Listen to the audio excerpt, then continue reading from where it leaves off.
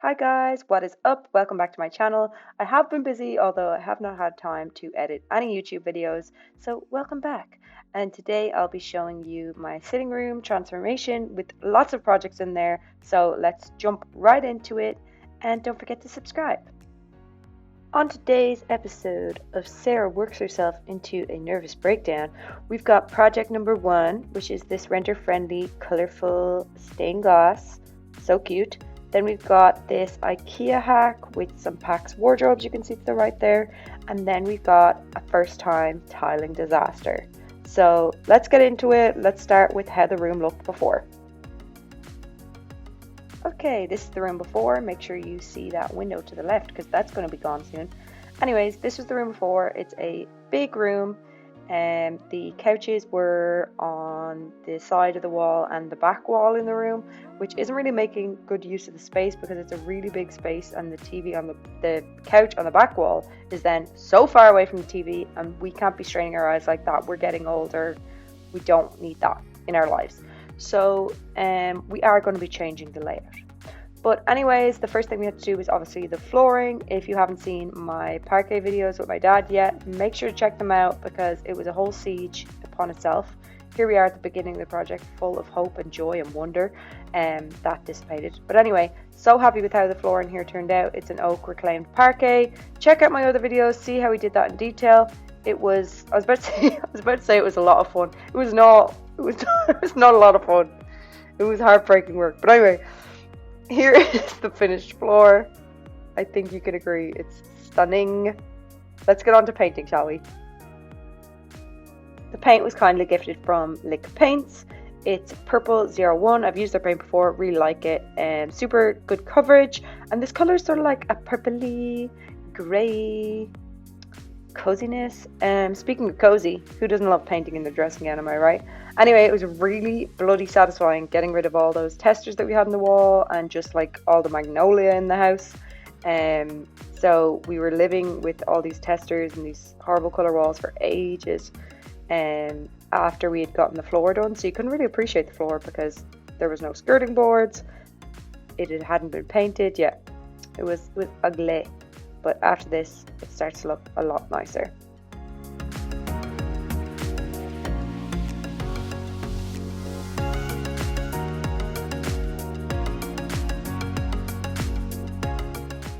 Went with the same colour on all of the woodwork and the ceiling as well, just to make it sort of like a cozy little cave, because that's what we want.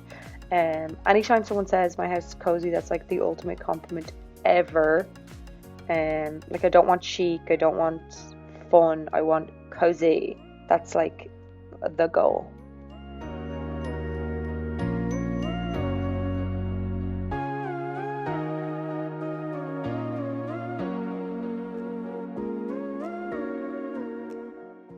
These doors were the bane of my existence. I hate painting them. I never want to paint them again.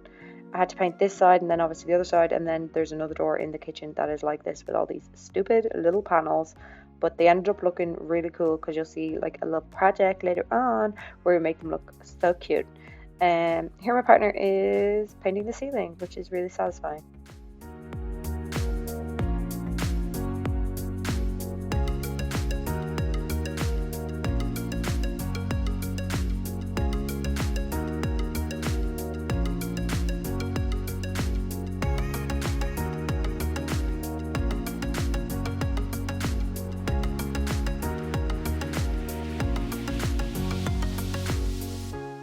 Here is the wrath of these doors. Of course, they had to do this to me. It was my own fault. I didn't prime everywhere. I was just lazy or tired or something.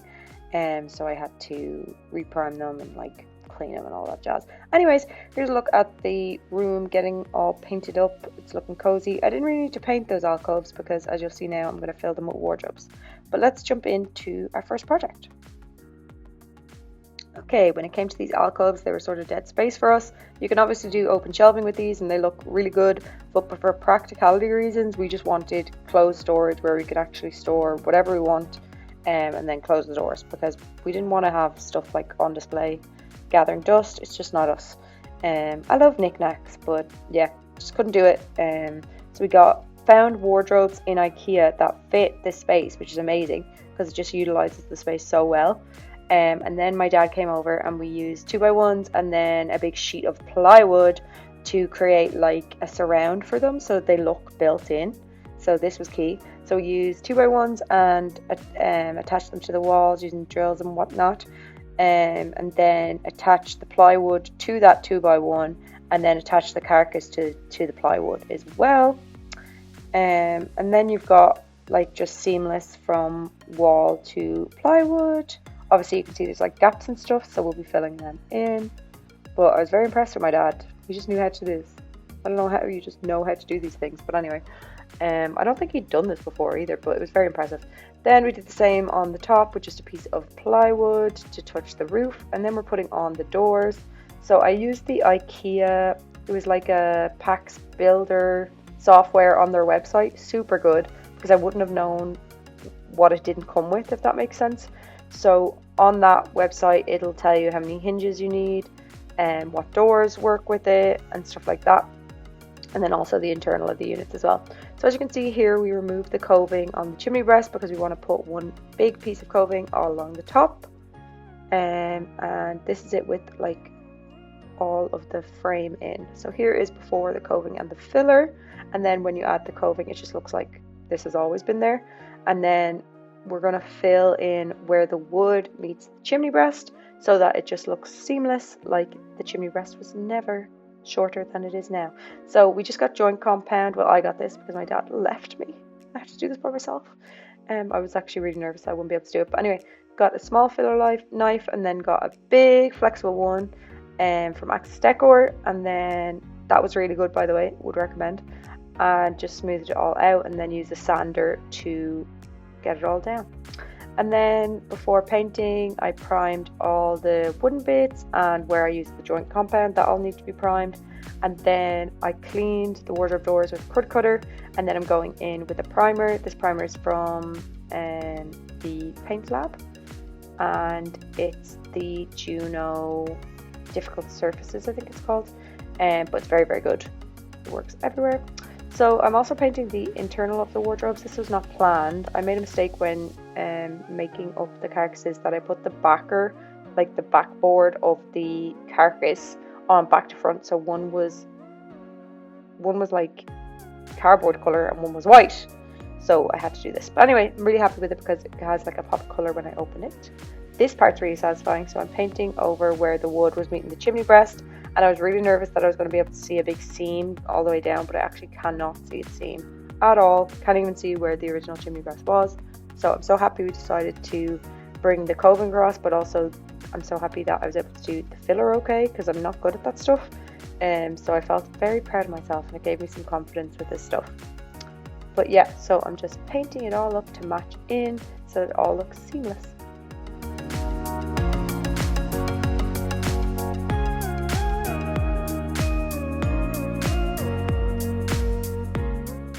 I was watching Bridgerton, but I actually didn't like it at all. I watched loads of it while doing this project, by the way. So I gave it a good go. Like, I really gave it a good go because everyone was talking about it.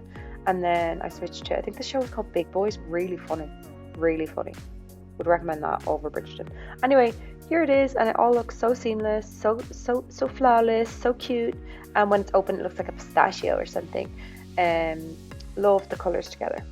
So one of the things was I didn't want it to look like we had wardrobes in our sitting room, so I'm going to add some moulding to the doors that looks a little bit like this. So you can see that I've drawn out the actual angles and stuff, so when I'm using my handheld saw with the miter and saw thingy, it'll be easy to figure out the angles. I'm actually quite good at that. Like, if I think hard enough, I figure out the angles. I know some people struggle with it, but you can see the angles that I've used in this design here.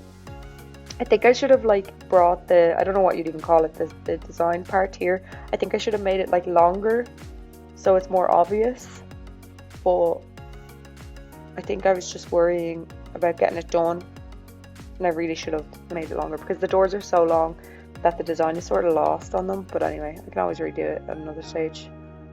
I'm never redoing it. I used no nonsense adhesive for that. It's water based and you can wipe it off. And I used my nail gun, which you probably don't need. Anyways, here are the double doors, and I wanted to do a fun little colourful project with some stained glass, but I bought cheap vinyl, and I got some information online about how to do this properly, and people said to spray the glass with water and soap. So that's what I did, and it worked out way better. And then you just apply your stained glass vinyl. I got this from MDP Supplies when I redid it, and this stuff is way better. The initial stuff I just got on eBay. But look how cute it looks. It looks like a fruit salad. So happy with this. It brings me so much joy, and also the colors that it casts off onto the ground are so pretty. It really makes this room so cozy. Next up is a project that took us months to do, but it's the fireplace hearth. So when we got the floor done, we put some self-leveling compound down to raise it up to the level we needed it at, so that when we put the tiles on, it'll just be the same level from the floor to the tile. Does that make sense? Yes. So yeah, these are the tiles I got them online. I think it was like a company called like Mosaic or something. It was hard to find small fireplace tiles. I couldn't find them in any of the shops in Dublin. So we're just using this tile cutter. It doesn't need water or anything. It's just, well, maybe we were meant to use water with it. Maybe that's why it wasn't working very well. But anyway, that's what we used. And that was just for cutting them in half, but they were too small to use that for cutting them like any smaller than that, or any like different cuts. So my dad, I think he used like his grinder or something. It didn't really give the best finish, I won't lie to you. Like there's some jagged edges and stuff, but I don't really care. This project was a pain, by the way. I thought this was going to be like so easy and relaxing. It was not relaxing. It was not easy. Like full stop. It was a pain in the hole. People make this look so easy. I just don't know how they do that. But anyway, I think our adhesive was gone off, and then it was also like the hottest day ever, so I think the adhesive was just drying too quickly. So loads of tiles were like popping up. Yeah, 10 out of 10 would not recommend this project. But anyway, it was fine. Eventually got there. We did like a half tile black border all the way around. Wanted it to be a bit classy. Also got this like gold trim from, I think, Tile Merchants. Which my dad was obsessed with. He wouldn't stop talking about it. But anyway, got some black grout as well. That was scary to do when I was like, you know, like wiping it off.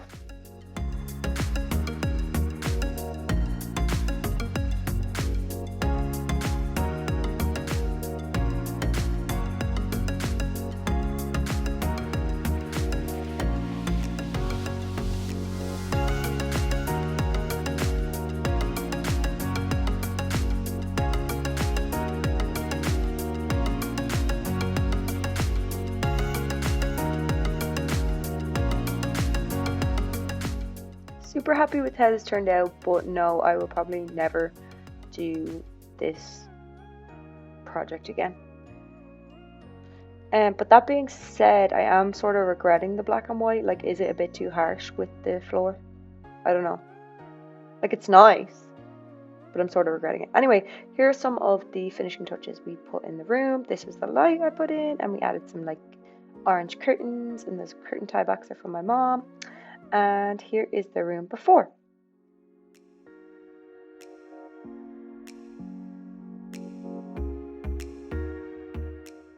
And here is the room after.